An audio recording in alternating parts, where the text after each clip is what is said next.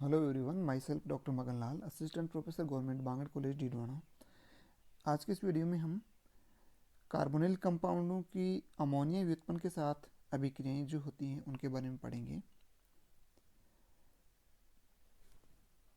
Carbonyl compound हैं वो ammonia या उसके जो व्युत्पन्न हैं उनके साथ अभिक्रिया करके एक यौगोत्पाद का निर्माण करते हैं, एक एडिशनल यौगिक का निर्माण करते हैं।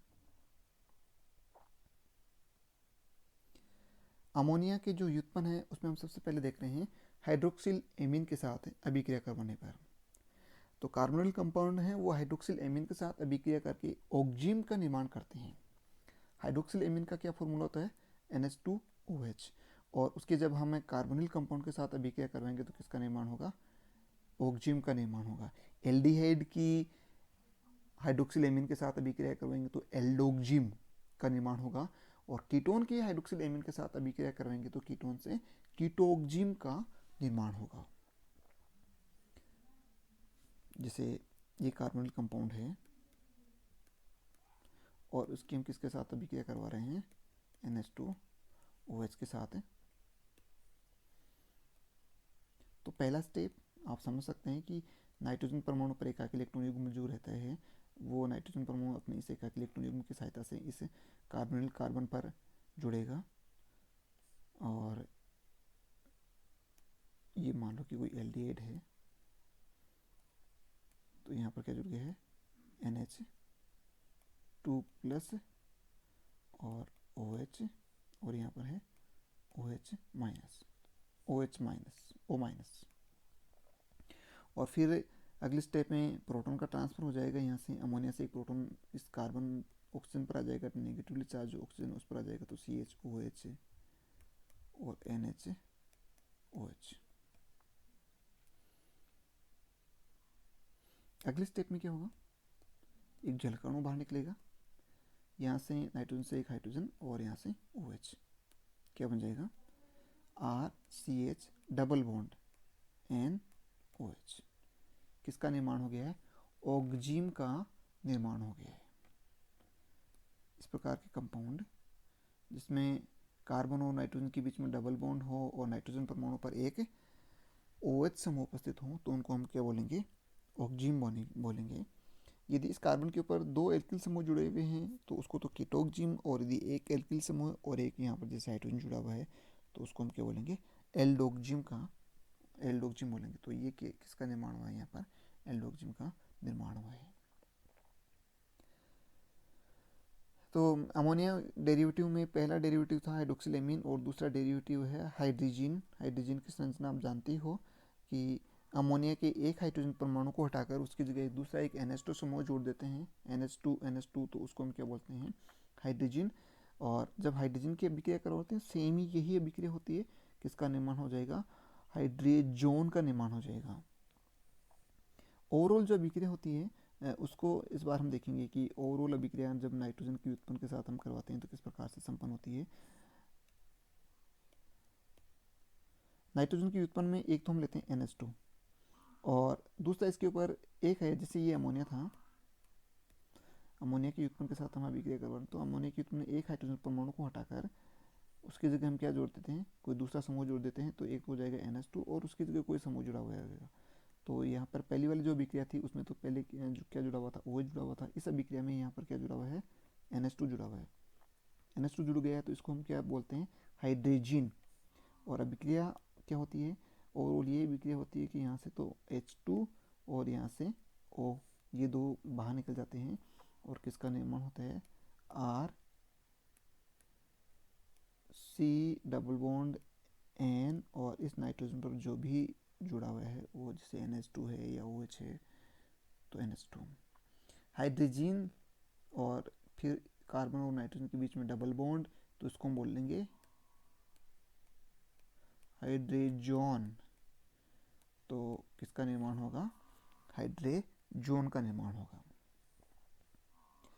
अगली जो मेथड है वो है अमोनिया व्युत्पन्न में जो अगली अभिक्रिया है वो है 2,4 डाइनाइट्रोफेनिल हाइड्रोजन के साथ अभिक्रिया। 2,4 डाइनाइट्रोफेनिल हाइड्रोजन वही है। अमोनिया में एक तो NH2 समूह तो रहेगा ही अपने पास, और इसके साथ में क्या जुड़ा हुआ है, 2,4 डाइनाइट्रोफेनिल हाइड्रोजन, यानी इसमें एक बेंजीन वलय भी है, और बेंजीन वलय पर एक NH और NH2 ये हाइड्रोजन जुड़ा हुआ है। और इसमें कौन कौन से दो कार्बन पर, 2 नंबर पर ये 1 नंबर बोलेंगे और ये 2 नंबर है, तो 2 नंबर पर NO2, ये 3 नंबर है, और ये 4 नंबर कार्बन, 4 नंबर पर भी NO2। तो इस यौगिक का हम क्या नाम देंगे, 2 नंबर पर और 4 नंबर पर 2,4 di nitro phenyl hydrogen. 2,4 dinitrophenyl hydrogen के साथ जब हम इस यौगिक की अभिक्रिया करवाएंगे तो ये बाकी जो रेस्ट कंपाउंड है ये तो अभिक्रिया में भाग नहीं ले रहा। अभिक्रिया में तो केवल कौन सा भाग लेता है, NH2Na, NH2 का तो H2 निकलेगा, और कार्बोनिल कंपाउंड का क्या बाहर निकलेगा, O, एक जलकाणु बाहर निकलेगा, और अभिक्रिया क्या होगी, RCr डबल बॉन्ड N, और फिर ये NH, बाकी जो ये पूरी बेंजीन वलय है वो तो ऐसी कैसी रहेगी ही।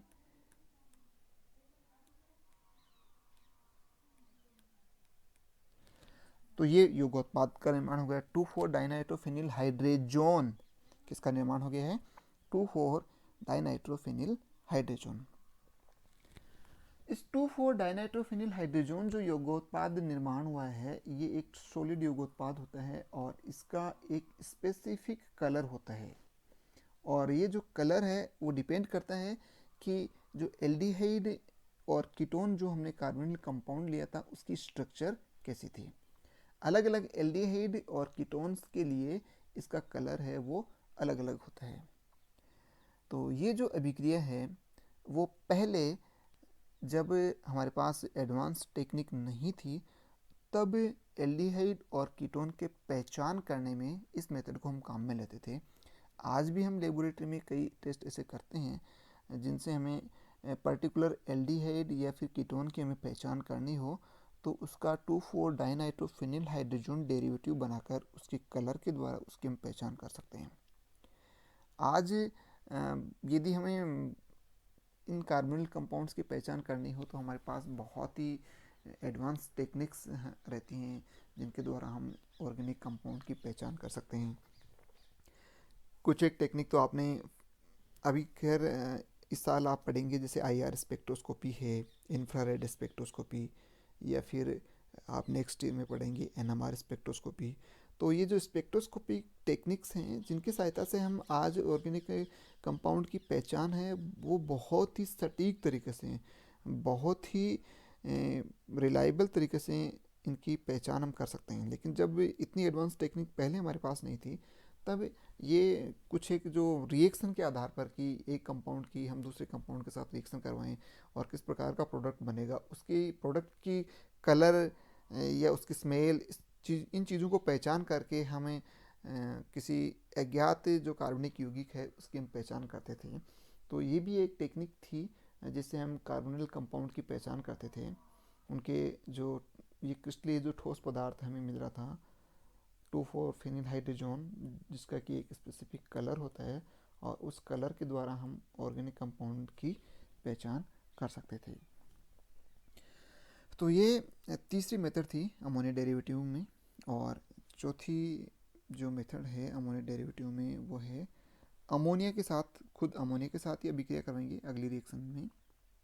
तो अमोनिया की हम सबसे पहले अभिक्रिया करवाते हैं फॉर्मेल्डिहाइड के साथ। फॉर्मेल्डिहाइड के जब हम अमोनिया के साथ अभिक्रिया करवाते हैं तो एक विशेष कंपाउंड का निर्माण होता है जिसको हम बोलते हैं यूरोट्रोफिन। 6 अणु तो फॉर्मेल्डिहाइड के, 4 अणु अमोनिया के आपस में जुड़कर यूरोट्रोफिन का निर्माण करते हैं। इस दौरान 3 जल के अणु भी बाहर निकलते हैं। ये देखो यूरोट्रोफिन किस प्रकार से बनता है, पहले 3 फॉर्मेल्डिहाइड और 3 अमोनिया के अणु आपस में इस प्रकार से जुड़ जाते हैं, CH2NH CH2NH CH2NH CH2, और फिर 3 और फॉर्मेल्डिहाइड के अणु इस नाइट्रोजन के एकाकी इलेक्ट्रॉन युग्म की सहायता से जुड़ते हैं, और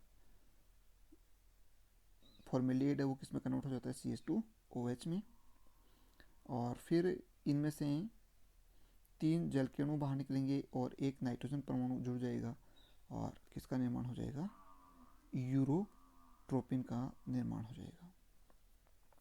इसको थोड़ा सा हम डिटेल में देखते हैं किस प्रकार से ये यूरोट्रोपिन यौगिक है उसका निर्माण होते हैं। पहले तो कितने फॉर्मेलेट के अणु काम में आएंगे, 3 HCHO और 3 ही अमोनिया के अणु काम में आएंगे।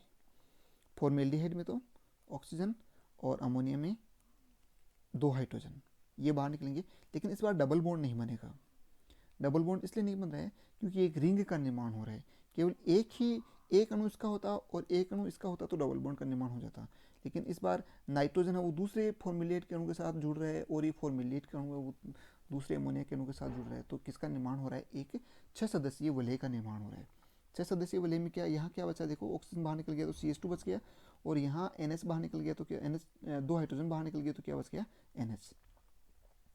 तो CH NH NH CH2 CH2 CH2 और यहाँ पर NH। ये तो 3 अणु के साथ अभिक्रिया हुई, 3 अणु फॉर्मेल्डिहाइड के, 3 अणु अमोनिया के और 3 ही जल के अणु इस अभिक्रिया में बाहर निकल गए। अब